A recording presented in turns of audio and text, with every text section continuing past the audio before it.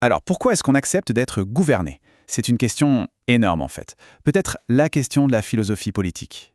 On est tous libres et pourtant, on obéit. On suit des lois, on respecte une autorité. Cette grande machine qu'on appelle l'État. Allez, on plonge dedans pour voir ce qui se cache derrière tout ça. Et voilà la question qui tue, qui vient d'Aristote en plus. Sans l'État, on serait quoi? Une bête sauvage? Ou carrément un dieu? C'est une façon assez directe de poser le problème, non? Est-ce qu'on est encore vraiment humain si on vit en dehors de toute société, de toute règle? C'est pour tenter de répondre à ça que les philosophes ont fait une sorte d'expérience de pensée. Et cette expérience, c'est ce qu'ils ont appelé l'état de nature. Mais attention, c'est super important, il ne s'agit pas de la préhistoire ou d'un truc qui a vraiment existé. Non, c'est une fiction, une hypothèse. C'est un outil intellectuel pour essayer de comprendre ce qui a bien pu pousser les humains à se dire « Ok, on va s'unir et créer un gouvernement ». Alors c'est parti, on va explorer ensemble cette question de l'État. Une première grande réponse, et on ne va pas se mentir, elle est assez sombre. L'idée, c'est qu'on aurait créé l'État par pure peur, pour s'échapper d'un chaos total et tout simplement pour survivre. Et celui qui incarne parfaitement cette vision, c'est Thomas Hobbes. Sa phrase est célèbre « L'homme est un loup pour l'homme ». Pour lui, c'est simple. Enlevez l'autorité, enlevez l'État et vous verrez la vraie nature humaine. Et, spoiler, ce n'est pas joli. Imaginez un monde sans règles. Pour Hobbes, ce serait la guerre de tous contre tous.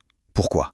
Parce qu'on serait constamment en rivalité, on se méfierait de tout le monde, et puis il y a la fierté bien sûr. Résultat, pas de loi, pas de justice, juste une angoisse permanente de se faire tuer. La liberté totale, pour Hobbes, c'est en fait l'insécurité totale. C'est ça le paradoxe. Alors, face à ce chaos, la solution de Hobbes est radicale. C'est un pacte de soumission. En gros, on fait un deal. On abandonne notre liberté naturelle et en échange, on obtient la sécurité. On donne tout le pouvoir à une seule entité, un souverain qu'il appelle le Léviathan, du nom d'un monstre biblique. Ce Léviathan devient une sorte de dieu mortel qui impose la paix. Et ce pouvoir doit être absolu. Sinon, pour Hobbes, on retourne direct à la case départ, la guerre. Bon, heureusement, tout le monde n'est pas aussi pessimiste que Hobbes. Il y a une autre grande idée, complètement à l'opposé. L'État ne serait pas là pour nous enlever notre liberté, mais au contraire, pour nous permettre d'être vraiment libres.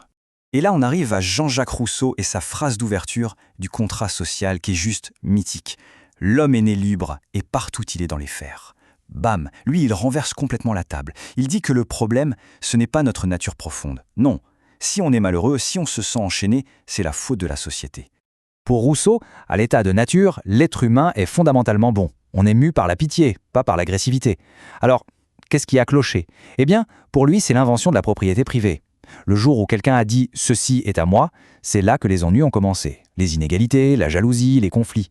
La guerre n'est pas notre état naturel, c'est le produit d'une mauvaise société. Là, on voit bien le face-à-face. C'est vraiment le jour et la nuit. D'un côté, Hobbes pense qu'on a besoin de l'État pour nous sauver de nous-mêmes, de notre propre violence. De l'autre, Rousseau pense qu'on a besoin d'un nouveau type d'État pour nous sauver de la société qui nous a corrompus. Le contrat social change de sens. Chez Hobbes, c'est une soumission. Chez Rousseau, c'est une association. Et le concept magique de Rousseau, c'est la volonté générale. C'est quoi ce truc? L'idée, c'est que si on crée les lois tous ensemble, en tant que citoyens, pour le bien commun, eh bien, en obéissant à ces lois, on n'obéit en fait qu'à nous-mêmes. C'est ça la vraie liberté pour Rousseau, obéir à une loi qu'on s'est donnée soi-même. C'est une façon géniale de réconcilier l'autorité et la liberté. Ok, donc on a les deux extrêmes, l'État tout-puissant pour la sécurité et l'État populaire pour la liberté. Mais n'y a-t-il pas une voie du milieu? C'est la question que d'autres philosophes se sont posées. Comment fait-on pour avoir un État qui nous protège, mais qui ne devienne pas lui-même une menace? Et là arrive John Locke, souvent vu comme le père du libéralisme. Son idée, c'est que même sans État, on a déjà des droits naturels, des droits fondamentaux, le droit à la vie, à la liberté et à la propriété.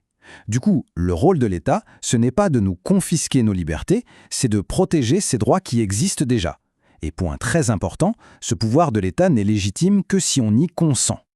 Ok, ça a l'air bien sur le papier, mais c'est la question à 1 million. Comment s'assure-t-on qu'un gouvernement, même limité, ne finisse pas par abuser de son pouvoir? Parce que l'histoire nous l'a appris et répété. Donner du pouvoir à quelqu'un et il y a de fortes chances qu'il finisse par en abuser. La solution, elle nous vient de Montesquieu, et c'est un coup de génie mécanique en quelque sorte. Pour lui, le secret, c'est de ne jamais mettre tous les œufs dans le même panier. On doit diviser le pouvoir de l'État en 3. Le pouvoir de faire les lois, le législatif, le pouvoir de les appliquer, l'exécutif, et le pouvoir de juger, le judiciaire. Et la clé, c'est que ces 3 pouvoirs soient indépendants et se surveillent les uns les autres. Comme il le disait si bien, il faut que le pouvoir arrête le pouvoir. Et ce qui est fou, c'est que ces idées qui ont des centaines d'années, eh bien, elles sont plus actuelles que jamais. En fait, tous nos débats politiques aujourd'hui tournent encore autour de ça. Alors, pour récapituler, on a nos 3 champions. Hobbes, vision pessimiste, l'État doit être un léviathan pour assurer la sécurité avant tout. Locke, vision plus modérée, l'État est là pour protéger nos droits naturels avec notre consentement. Et enfin Rousseau, vision optimiste, l'État doit nous permettre de devenir vraiment libres grâce à la volonté générale. Au final, c'est peut-être ça la politique, une négociation sans fin, un grand écart permanent entre le besoin de sécurité à la Hobbes et le désir de liberté à la Rousseau. Jusqu'où est-on prêt à aller pour se sentir en sécurité? Quelle part de liberté est-on prêt à sacrifier? C'est le grand compromis et il n'y a jamais de réponse facile ou définitive. Et ça nous laisse avec une dernière question. Une question pour aujourd'hui. L'état dans lequel on vit, on le perçoit comment? Plutôt comme un protecteur de nos libertés ou plutôt comme une machine qui nous impose des contraintes? Un léviathan ou un contrat social? À chacun de se faire son idée.